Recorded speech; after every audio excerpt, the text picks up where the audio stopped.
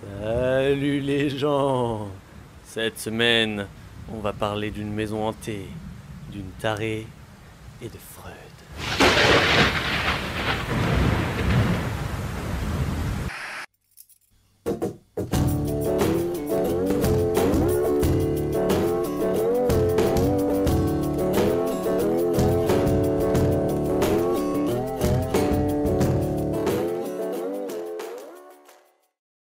Hey, vous l'avez sûrement lu dans le titre, à moins que vous ne soyez aveugle.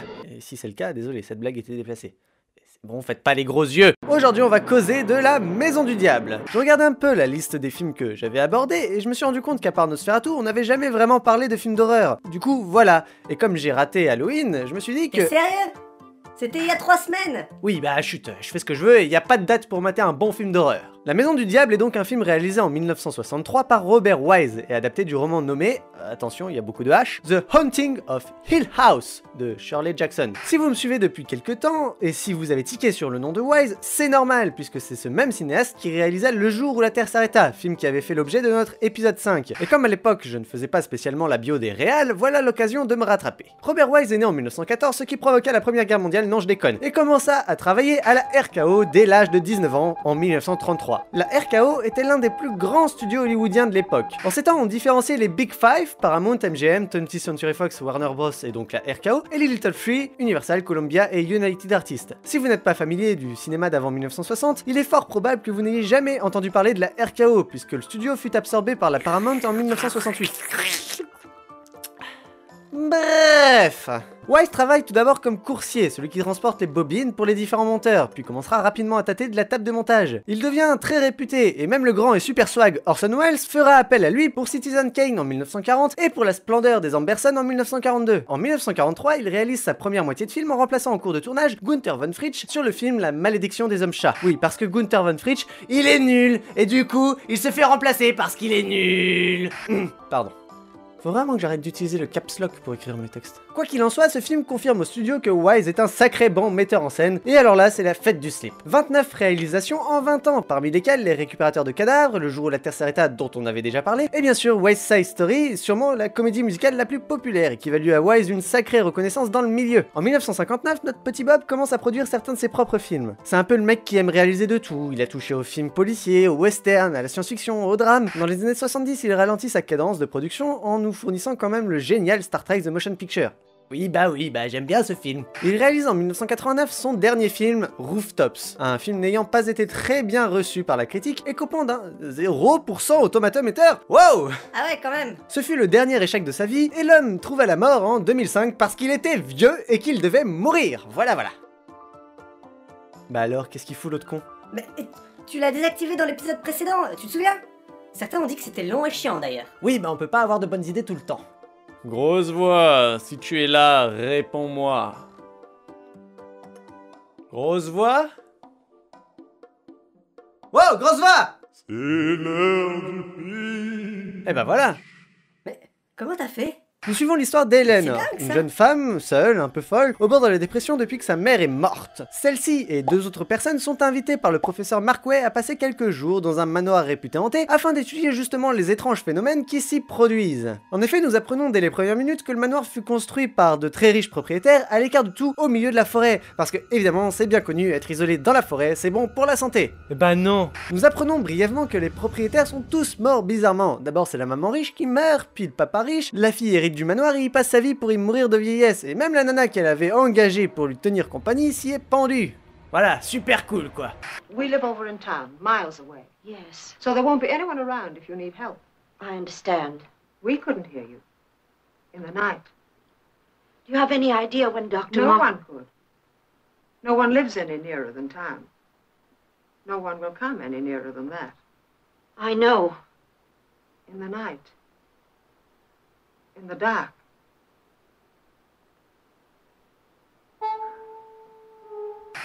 Connasse. Oui, car le manoir reste cependant entretenu par une vieille mégère qui te fait bien comprendre à ton arrivée qu'il faut pas rester ici, que elle habite pas là, et que si tu meurs, c'est pas son problème.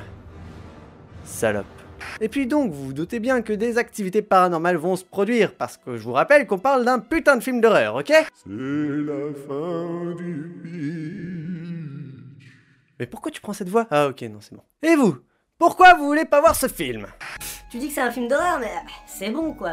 Il a 50 ans ce merdier, qu'est-ce que tu veux qu'il nous fasse peur? Déjà, toi-même, hein? Puis je suis désolé, je t'assure qu'il peut te faire peur. Puis merde quoi, c'est pas si mal. Par exemple, les jumpscares. Oui, je sais que vous n'en pouvez plus des jumpscares. À croire que les réalisateurs d'aujourd'hui ne savent plus créer une ambiance malsaine dans leurs films et que la seule tension présente dans l'horreur actuelle résulte de ne pas savoir quand est-ce que l'on va sursauter. Les jumpscares, c'est pas de la peur. Les jumpscares, c'est de la surprise. C'est ce qu'utilise le mec qui ne sait pas faire un film d'horreur dans ses films d'horreur. Voilà. Malgré tout, avant d'être le seul outil de tension des films d'horreur actuels, le jumpscares était déjà présent dans l'horreur vintage, ainsi que dans notre film. Et là on parle du jumpscare de qualité, celui dont tu t'y attends pas, celui qui te prend aux tripes alors que tu croyais que tout allait bien. Pas le putain de truc qui t'explose les tympans après 5 minutes de zoom sur une ombre alors que tu sais très bien que ça va péter. Je crois qu'il aime pas les jumpscares. Voyez-vous, sans vous révéler quand ceci subvienne, comprenez qu'ils restent totalement justifiés dans le cadre de l'histoire, et sont malgré tout très peu exploités. Car oui, à l'époque, on savait faire peur autrement aussi. Le malaise par exemple. Vous savez, c'est ce truc que vous ressentez quand vous voyez quelque chose de bien dégueulasse. Je vous le dis, car c'est vrai que ce genre de sensation a été totalement délaissé dans les films actuels, au profit de ces putains de jumpscares. Ne le tapez pas. Il est tout à fait conscient que tous les films d'horreur actuels ne sont pas à mettre dans le même panier. Mais comprenez-le, il y a quand même de quoi en avoir marre. Éléphant! Le malaise dans ce film est parfaitement maîtrisé. Alors on reste sur une structure assez classique. Le jour tout va bien, on discute, on rigole, et la nuit bordel de merde, on chie dans nos frocs. Le film joue énormément sur ce que l'on ne voit pas et les bruits provenant d'autres pièces. Pire, des bruits qui ne devraient absolument pas être là, comme une voix fantomatique donnant l'impression d'incanter quelques sortilèges démoniaques, ou un bébé qui chiale.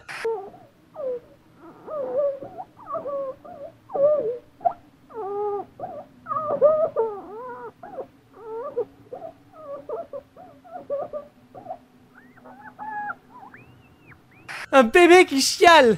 Ça fout les boules, merde! Pour bien comprendre ces mécanismes, il faut se plonger dans la psychanalyse et parler de l'inquiétante étrangeté par Freud. Et Dieu sait à quel point j'adore Freud. Alors je ne vais pas m'embarquer dans une explication en profondeur, hein, je ne me prétends pas expert en la matière. L'inquiétante étrangeté est cet essai écrit par Freud et paru en 1919. C'est cette horrible sensation que l'on ressent lorsque ce qui nous est d'ordinaire familier devient étrange, puis angoissant, voire très angoissant.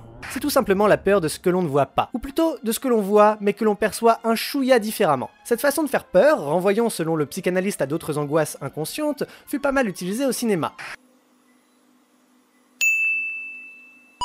Mais je vois que vous avez du mal à vous la représenter. Vous savez, quand par exemple, vous vous réveillez en pleine nuit et que pour une raison quelconque, vous ne pouvez plus vous rendormir.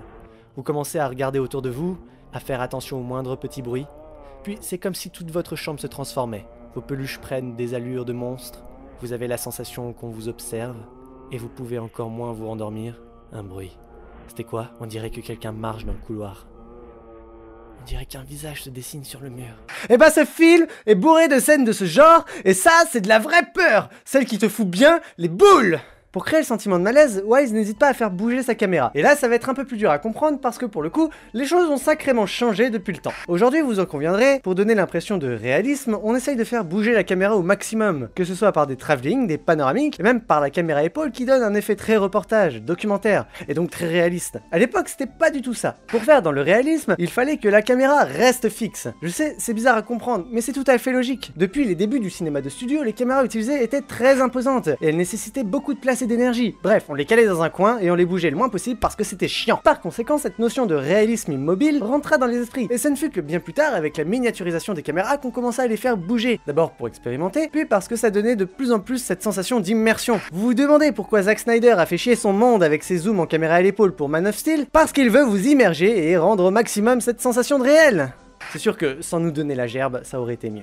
Bref, à l'époque de la Maison du Diable, c'était pas le cas. Et il est vraiment très intéressant de s'attarder sur la mobilité de la caméra en fonction des scènes. Le jour, on a majoritairement des plans fixes, quelques panoramiques par-ci, quelques travelling par-là, mais rien de bien folichon. Mais c'est dès que quelque chose de surnaturel se produit que la caméra devient mobile. Et là, mobile, pour le coup, c'est vraiment mobile. Des travelling de la mort qui tue, des panoramiques dans tous les sens, les deux en même temps, et c'est ce choc entre ces deux façons de filmer qui crée une bonne partie du malaise. On passe le plus clair de notre temps fixe, en sécurité, avec des repères. Puis vient d'un coup des bruits bizarres et la caméra se met à bouger dans tous les sens. Par ce procédé, Wise prend un malin plaisir à effacer toutes nos marques, tout ce qui faisait qu'on se sentait en sécurité. Et ça, c'est génial. Le rôle de chaque personnage est vachement bien foutu. D'un côté, on a un professeur qui, même s'il veut prouver que la maison est hantée, se pose en tant qu'homme rationnel. C'est toujours lui à douter des événements étranges quand ils se produisent. On a les deux personnages secondaires, l'homme étant le rigolo de service, la femme un peu superficielle. On a la connasse qui n'a d'autre utilité que de te dire que tu vas mourir. Et bien sûr, on a elle, Eleanor. Wise choisit très clairement de nous faire voir les choses selon son propre point de vue. Dès que quelque chose se passe, on entend ses pensées en voix off. Et pourtant, on ne peut s'empêcher de prendre du recul par rapport à tout ce qu'elle voit et entend. Parce que c'est une putain de folle paranoïaque. Alors on ne peut pas remettre en cause les événements surnaturels, puisque de toute façon, dès le début, tout le monde voit très bien qu'il se passe des choses étranges. Mais c'est le comportement d'Eleanor face à tout ça qui fout les jetons. Car même si tout est vrai, la question est, pourquoi est-ce qu'elle se comporte comme une tarée? Je vous laisse méditer là-dessus. Tu veux pas parler du remake? Oh non. Allez. Non. Allez. Oh non. Ceci, pour ceux et celles que ça intéresse, c'est de la merde! Antise est bien le remake de La Maison du Diable. Alors niveau peur, je suis forcé d'admettre que c'est plutôt pas mal, même s'il y a encore trop de jumpscares. Par contre, c'est sur la portée du scénario que rien ne va plus. Comme dans beaucoup trop de films récents, on cherche à tout expliquer. C'est dingue quand même, car même notre film original, qui fait partie du classique hollywoodien, un genre réputé pour ne rien laisser sous silence, arrive à conclure avec une fin ouverte. Ce qui n'est pas du tout le cas du remake de 99. Voilà.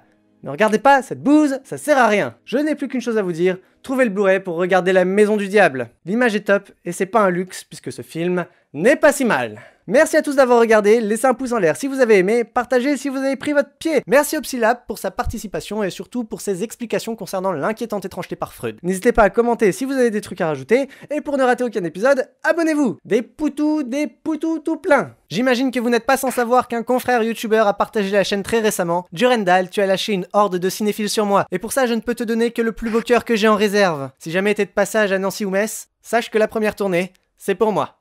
Et en attendant la prochaine, portez-vous bien.